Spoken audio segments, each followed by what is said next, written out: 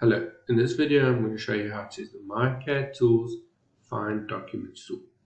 This tool allows you to search and find documents based on SOLIDWORKS characteristics, whether it's custom properties, mass properties, date, file name, and so forth throughout your Find Tools database without having to use another program such as SOLIDWORKS PDM. So let's open it up from Windows Start menu. Right-click your myCAD passport, select Search with Find Documents. If this is your first time using this tool, you'll have to set up your database first. So click OK.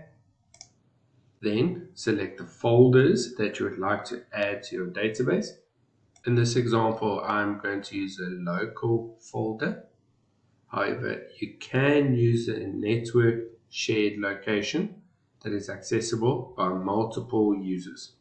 Then, for periodic update, choose how often you would like it to be updated.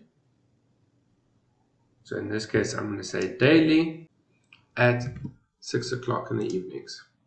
Then click Close. Then select Yes to update the database initially. Then go to your Windows taskbar, right-click myCAD passport, and select Search with Find Documents. The search tool is now open. There are three types of search you can do. So first we have the full text search, where in this case you can search for something, for example, like motor.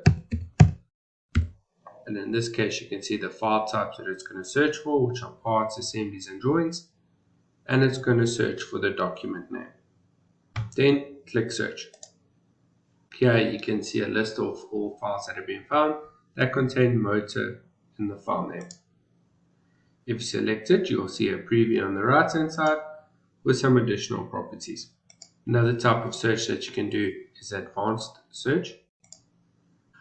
Or you can hop over to the analysis tool and you can use it to find documents with missing references, or you can even use it to find duplicates of the same file. Thank you for watching.